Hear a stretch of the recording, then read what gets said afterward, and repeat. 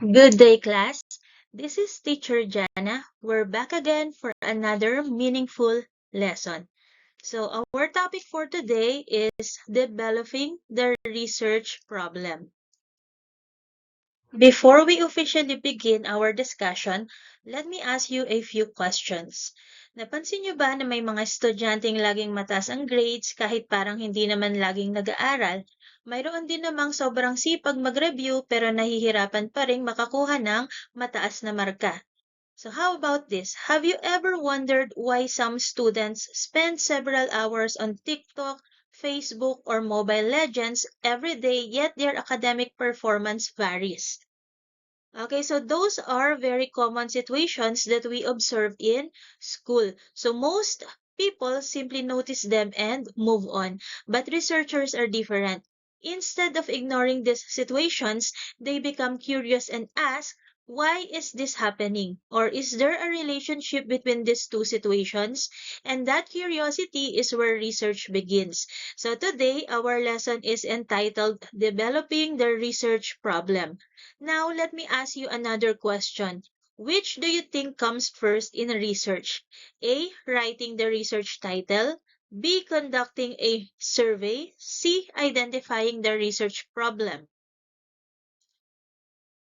Okay, so the correct answer is identifying the research problem. So many students think that research begins by writing the title. Actually, hindi po doon nagsisimula ang research. Research starts when we identify a problem that needs to be investigated using scientific methods. So, class, tandaan natin to, every research begins with a problem, not with a title. So, without a research problem, there will be no research questions, no data collection, and no conclusion. Okay, to better understand this, let's compare research with building a house. So imagine that you are planning to build your dream house. So ano kaya yung unang gagawin? Okay, so naglalagay ba agad ng bubong? Nagpipintura ba agad? Of course not. The very first step is building a strong foundation because without a strong foundation, the entire house may collapse. The same principle applies to research. The research problem serves as the foundation of the entire study. If your research problem is weak or unclear, your title will also become unclear. So your research questions may not match your objectives. Your questionnaire may collect unnecessary information. So even your conclusions may fail to answer the actual problem. So sa madaling salita, the quality of your research depends on how well you develop your research problem. Okay, so in other words, if the research problem is strong, the entire research becomes more organized and meaningful. So, wag mong malilito. Some students think that the research problem is simply a topic.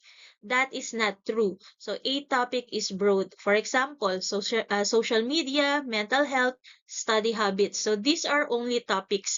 A a research problem is more specific. So, for example, is there a significant relationship between social media usage and academic performance among grade 12 students?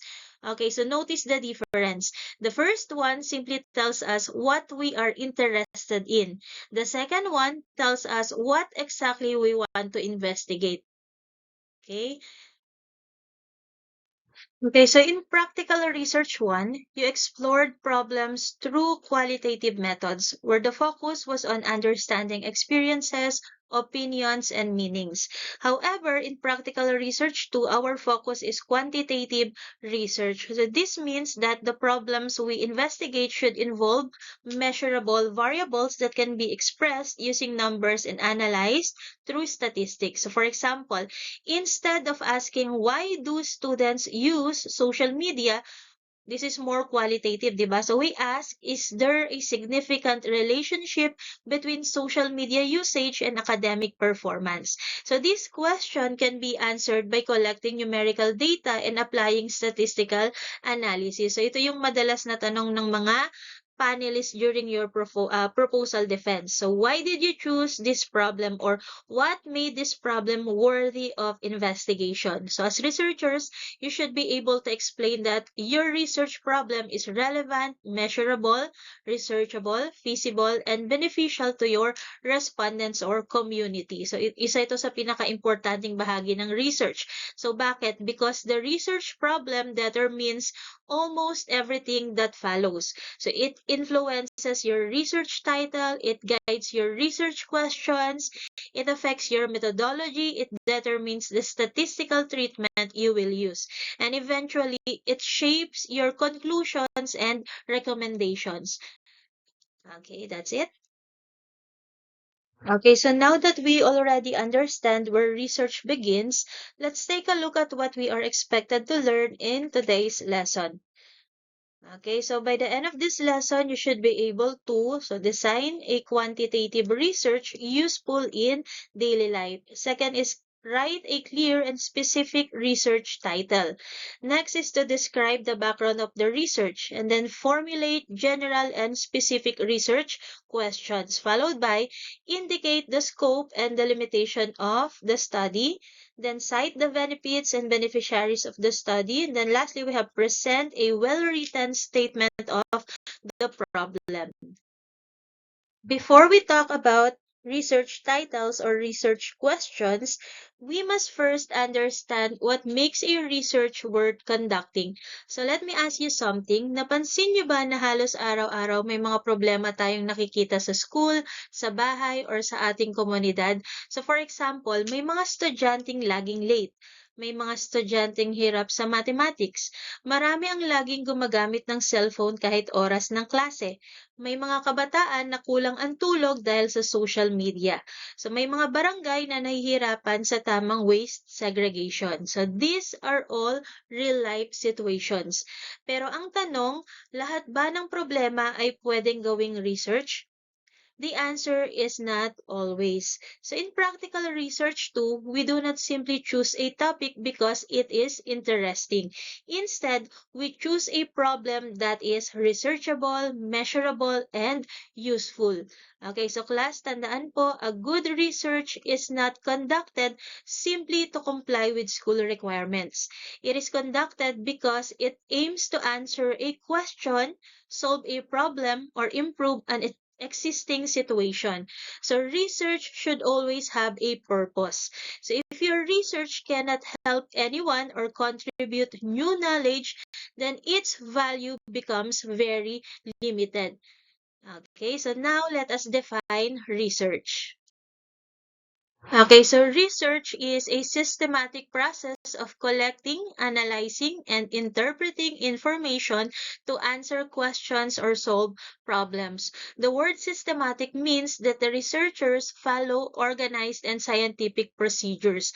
Hindi tayo basta nanghuhula. Hindi tayo umaasa sa opinion lamang. So we collect evidence before making conclusions. Okay, so since this subject focuses on quantitative research, our studies involve numerical data. So this means that the variables in our research should be measurable. Ano ang ibig sabihin ng measurable? So, simple lang. Kung kaya itong bilangin o sukatin gamit ang numbers, measurable ito. So, for example, if we ask how many hours do you spend using social media every day? So, the answer might be 2 hours, 4 hours, or 6 hours. So, these are numerical values. Now, let's compare that with another question. Do you love social media? So the answer could be simply yes or no, but it does not tell us how much or to what extent unless we design a measurable scale. That is why researchers use questionnaires with numerical ratings or measurable indicators. Okay, so wag kayong malilito dito. Many students confuse a topic with a research problem. So for example, social media, is that already a research? No, that is only a topic. How about the relationship between social media usage and academic performance of grade 12 students? Now, that is a research problem because it tells us what relationship we want to investigate. So, notice that we already have two measurable variables. The first variable is social media usage. The second variable is academic performance. So both variables can be measured and analyzed using statistics. That makes the study appropriate for practical research too. Now, aside from being measurable, a good quantitative research topic should also have the other important characteristics. The next characteristic is relevance. This means the problem should exist in real life. So, for example, if many students in your school are experiencing poor study habits, then studying that problem is relevant because it affects learning.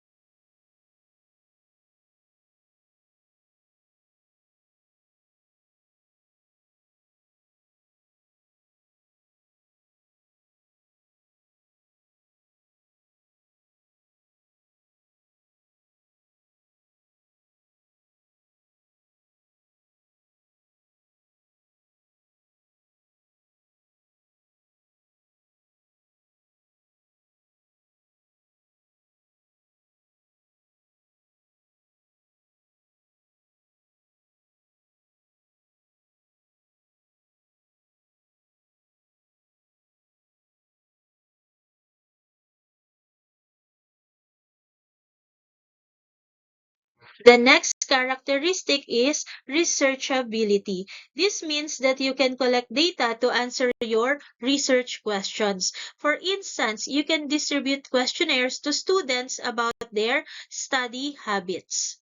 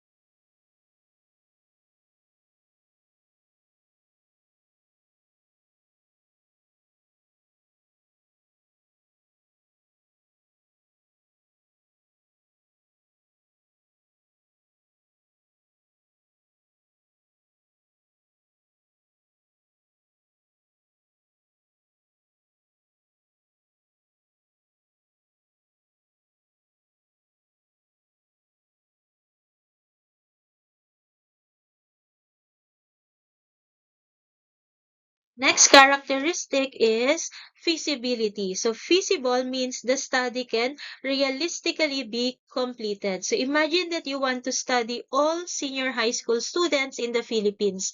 So possible ba yon? Probably not. So it requires too much time, money, and resources. So instead, studying grade 12 students in your own school is more practical.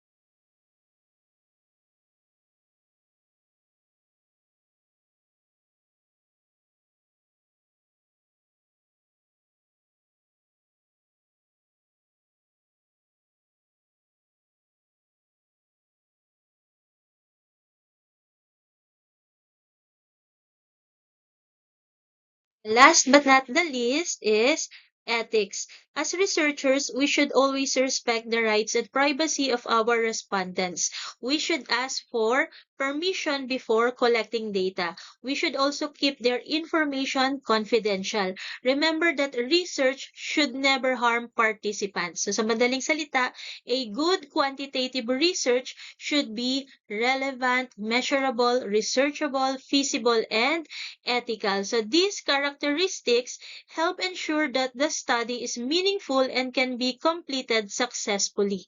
In other words, don't choose a topic simply because it sounds interesting. Choose a problem that can be investigated scientifically and can produce useful findings. So ito yung madalas na tanong ng mga panelists during your title defense or proposal defense. Why did you choose this research topic, or what makes your study significant? As researchers, you should be ready to explain that your study addresses a real problem and that the findings may benefit students, teachers, parents, or the community. So remember, panelists are not only interested in your topic, they also want to know why your research deserves to be conducted. So isa to sa pinaka-importanting bahagi ng research. So bakit? Because once you identify a good research problem, the other parts of your proposal becomes easier to develop. So your title will be based on your problem. Your background will explain your problem. Your research questions will investigate your problem. Your methodology will collect data about your problem. So everything begins with identifying the right problem. So now that we already know how to identify a research problem, the next step is to write the research title. So many students think that writing the title is the easiest part of research. Pero sa totoo lang, isa ito sa pinaka-challenging na bahagi sa paggawa ng research. Bakit? Because your title should summarize your entire study in just one sentence. So class, tandaan, the research title is the identity of your study. Just like every person has a name, so every research study also has a title. So when someone reads your title, they should already have a clear idea of what your research is all about. So for example, imagine that your research title is simply social media. So if you were the reader, would you understand what the study is about?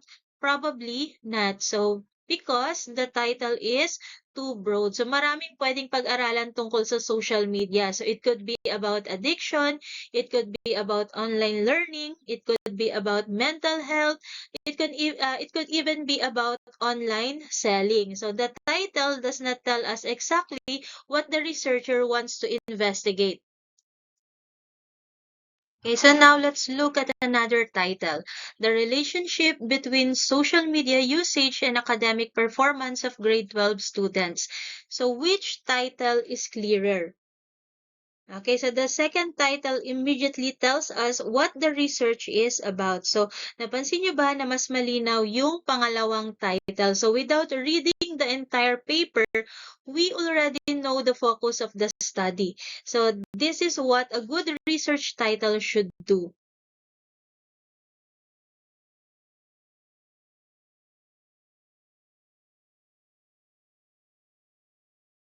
Let's discuss the characteristics of a good research title. The first characteristic is that it should be clear. A clear title is easy to understand. So, hindi nito pinahuhulaan ang reader kung ano ang gustong sabihin ng researcher. The second characteristic is that it should be specific. So, specific means the title focuses on a particular problem, variables, and respondents. The third characteristic is that it should be concise. So concise means it is not unnecessarily long. So remember, a good title is informative, not wordy. So the fourth characteristic is that it should be accurate. So the title should match the actual content of the research. Huwag tayong gagawa ng title na hindi naman iyon yung pag-aaralan natin.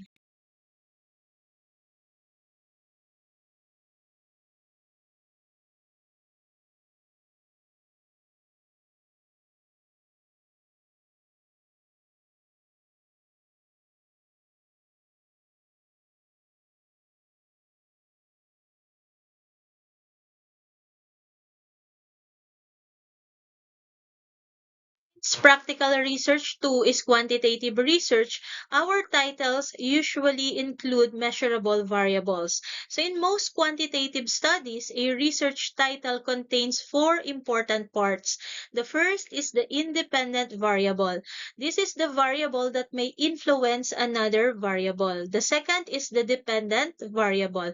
So this is the variable being affected or measured. The third is the respondents. So who are the participants of the study? Then the fourth is sometimes the location of the study. So let us examine the title shown on the slide. Relationship between study habits and academic performance of grade 12 students of ABC National High School. So let us identify its part.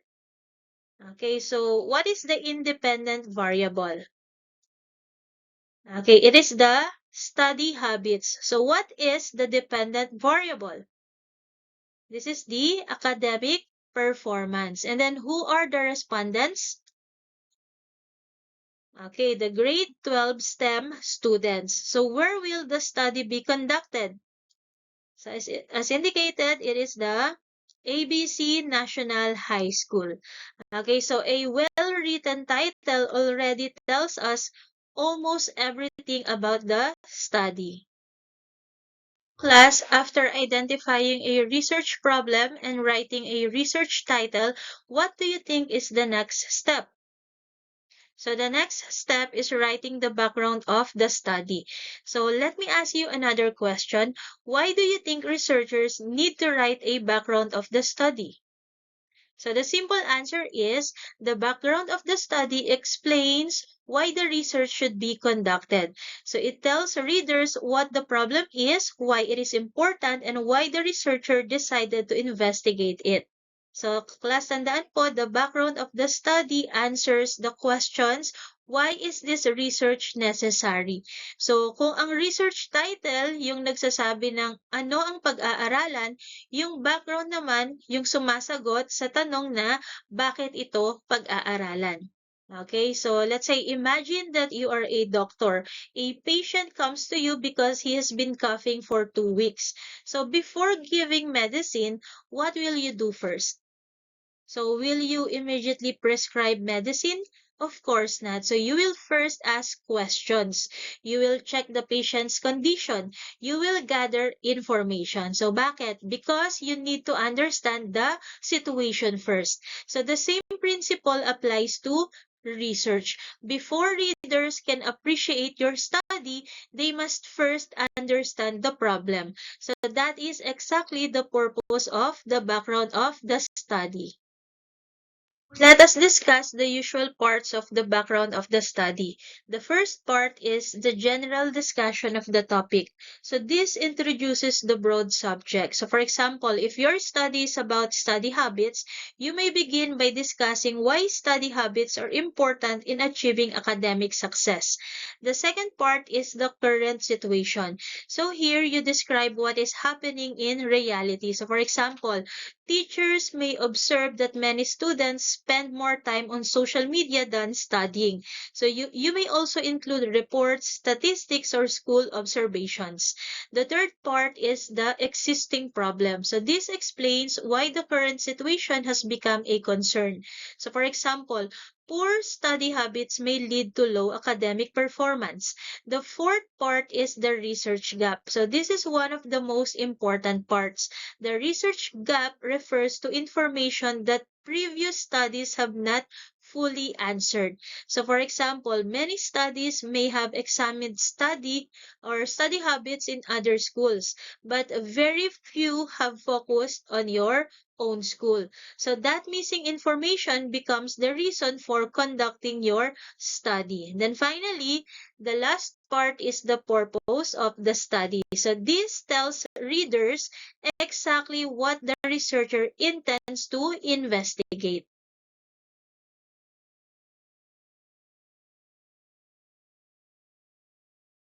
So class, we've already learned how to identify a research problem, write a research title, and explain why the study is important through the background of the study. Now, here's the next question. So after explaining the problem, what exactly do we want to know? So this is where research questions come in.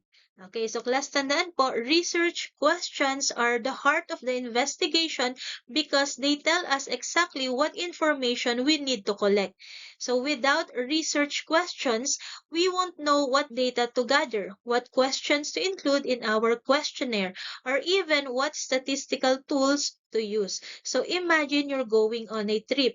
So would you simply drive without knowing your destination? Of course not. So you first decide where you want to go before choosing the destination. So the research questions are like the destination of your study. They guide everything that you will do from beginning to end. What are research questions? Research questions are specific questions that the researcher wants the study to answer. They guide the collection, analysis, and interpretation of data. So in quantitative research, these questions should focus on measurable variables. So remember, in practical research too, we deal with numbers and statistics. That means our questions should also be answerable through numerical data.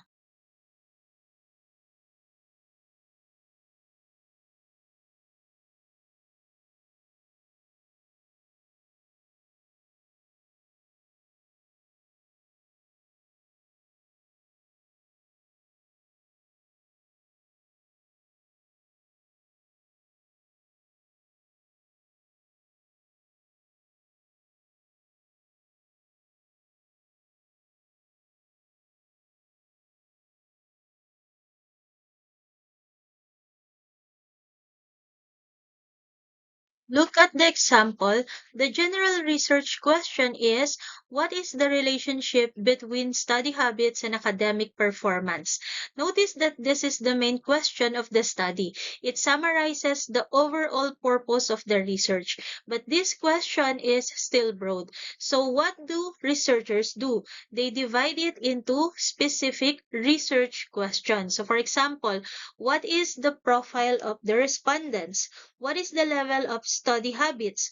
What is the academic performance of the respondents? Is there a significant relationship between the variables? So each specific question investigates one part of the study. So together, they help answer the general research question. We have already identified our research problem, written our research title, explained why the study is important, and formulated our research question. So now let me ask you this. Can a researcher study everything? So for example, if you want to study the relationship between study habits and academic performance, can you include all senior high school students in the Philippines? Of course not, because that would require too much time, money, and resources. So this is where the scope and the limitation of the study becomes important. So class, tandaan po, every research has boundaries. Researchers cannot investigate everything. Instead, they define exactly what their study covers and what it intentionally excludes. So this helps keep the research focused, organized, and realistic. Let's begin with the scope of the study. The scope tells readers what the study covers. It answers questions like who are the respondents, what variables will be studied, where will the research be conducted, when will the study be conducted. So think of the scope as the coverage of your study. Okay, so for our example, this study focuses on the relationship between study habits and academic performance among grade 12 students of ABC National High School during the school year 2026-2027. So from this statement alone, we already know the respondents are grade 12 students, the variables are study habits and academic performance, the location is ABC National High School, so the time frame is school year 2026 to 2027. So everything that the researcher plans to investigate is included in the scope. Now let's talk about the delimitation of the study. The word delimitation comes from the word limit. So however, don't confuse it with limitations. We will discuss limitations in another lesson. So that the limitation refers to the boundaries that the researcher intentionally sets. These are choices made by the researcher to make the study more manageable. So for example, the study excludes grade 11 students and focuses only on grade 12 STEM students. So why would a researcher do that? Because studying every student in the school may not be practical. So by limiting the respondents, the researchers can gather data more efficiently while still answering the research questions. Now, after defining the scope and the limitation of our study, let's move to another important part of Chapter 1, the benefits and beneficiaries of the study. So let me ask you a question. Imagine that you spent several months conducting a research. You distributed questionnaires, you analyzed data, you defended your paper, but in the end, your research did not help anyone. So do you think your research would still be meaningful? Most probably, no. So research is not conducted just to complete a school requirement. Research should contribute something valuable to society. So it should help solve a problem, improve a situation, or provide useful information. So tandaan po, every research should have a purpose and every research should have beneficiaries. If no one benefits from your study, then people may question why the research was conducted in the first place. Now, who are the beneficiaries? Beneficiaries are the individuals, groups, or organizations that may gain from the findings of the research. In other words, these are the people who will benefit once the study is completed. So, napansin nyo ba na halos lahat ng research papers may section na tinatawag na significance of the study. So, that section is where we discuss the benefits and beneficiaries. The researcher explains not only why the study is important but also who will benefit from it. Now, we have reached one of the most important parts of Chapter 1, the statement of the problem. In fact, many research teachers and panelists consider this as the heart of the research proposal. But before I explain why, let me ask you a question. Imagine that you're about to travel to, let's say, Baguio. You already know your destination, but you don't know which road to take. What do you think will happen? So probably you may get lost. So the same thing happens in research. If your study does not have a clear statement of the problem, you won't know what information to collect, what questions to ask, or even what conclusions to write. That's why the statement of the problem is like a roadmap. It tells the researcher where the study is going. Okay, so tandaan po, the statement of the problem serves as the blueprint of the entire research study. So everything that you will do in your research should be connected to this section. Your questionnaire, your methodology, your statistical treatment, your results, your conclusions, so even your recommendations, all of these should answer the questions written in your statement of the problem. What is the statement of the problem? The statement of the problem is the section that presents the general question and the specific questions that the researcher wants to answer. It tells readers exactly what the study intends to investigate. Remember what we discussed in the previous slide? So your research questions become part of the statement of the problem. That is why these two topics are closely related. So let's examine the example shown on our slide. So notice that the general problem summarizes the overall purpose of the study. It tells us the main focus of the research. Then we have the specific problems. So these are the questions that break the study into smaller parts. So for example, what is the profile of the respondents in terms of age and gender? What is the level of study habits of the respondents? What is the academic performance of the respondents? Is there a significant relationship between study habits and academic performance? So each specific question contributes to answering the general problem.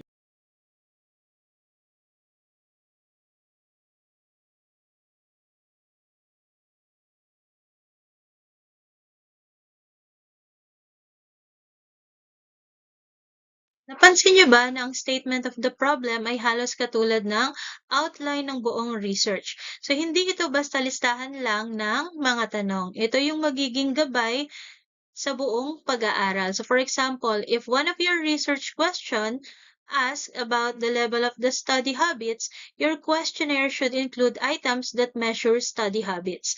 Later, your statistical treatment should compute the mean, and then your findings should answer that question. Then finally, your conclusion should summarize the result, and then everything is connected. Okay, so since this subject focuses on quantitative research, the statement of the problem should contain questions that can be answered using numerical data. Notice that our questions begin with what is, what are, what is the level of, is there a significant relationship, or is there a significant difference? So these questions can be answered using descriptive or inferential statistics. So if your question cannot be answered using numerical data, then it may not be appropriate for practical research too.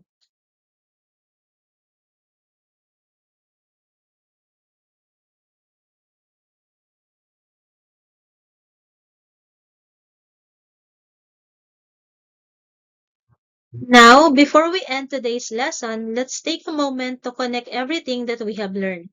So question, napansin niyo ba na bawat topic natin ngayong araw ay magkakadugtong?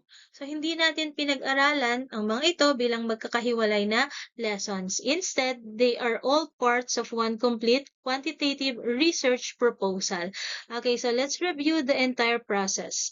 So imagine that you're about to conduct your own research. So ano yung unang ginagawa? So do you immediately write chapter 3? Do you immediately make a questionnaire? Of course not. So everything begins with identifying a research problem. So you first observe a real life issue. For example, you notice that many students sleep late because they spend too much time using social media. Instead of making assumptions, you become curious. You ask, is there a relationship between social media usage and academic performance? That curiosity becomes your research problem. After identifying the problem, what comes next? The research title. So the title summarizes what your study is all about. It tells readers the variables, the respondents, and also the location. So without a clear title, people won't immediately understand your research. So after writing the title, you prepare the background of the study. So here you explain why the study should be conducted. You describe the current situation, present supporting evidence, identify the research gap, and explain why your study is necessary. So remember, the background convinces readers that your research deserves to be conducted. Next is you formulate the research questions. So these questions tell you exactly what information you need to collect. Without research questions, you won't know what to include in your questionnaire. So you also won't know which statistical tools to use later. After that, you define the scope and the limitation. So this tells readers what your study covers and what it intentionally excludes. In research, you cannot study everything. That's why researchers establish clear boundaries. Then next, you identify the benefits and beneficiaries of the study or the significance of the study. So this section explains why the research is important and who may benefit from the findings. So remember, research should always contribute something meaningful. Finally, you prepare the statement of the problem. So this section serves as the blueprint of your research. It contains the general and specific questions that the study seeks to answer. So everything in chapters 3, 4, and 5 will revolve around these questions. Okay, so tandaan po, every section of chapter 1 is connected. They are not written independently. Instead, each section supports the others. If one section is weak, the entire research proposal also becomes weak.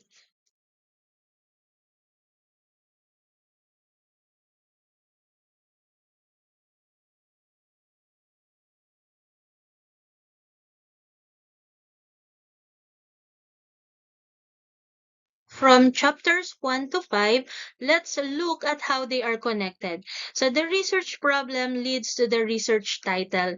The research title leads to the background of the study. The background of the study leads to the research questions. The research questions become the statement of the problem. And then the statement of the problem guides your methodology.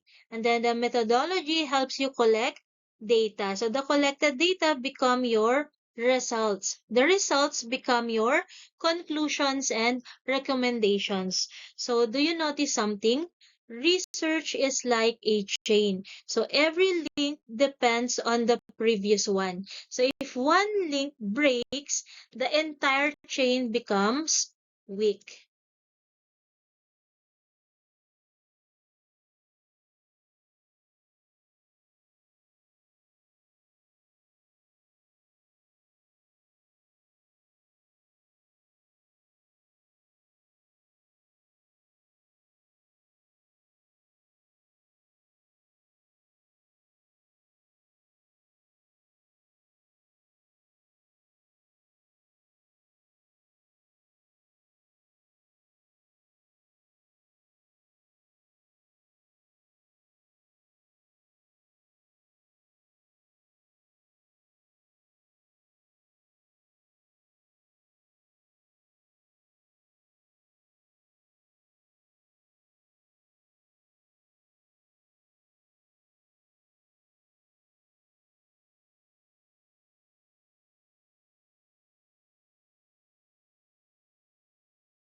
That concludes our discussion on Chapter 1 of Practical Research 2, Developing the Research Problem.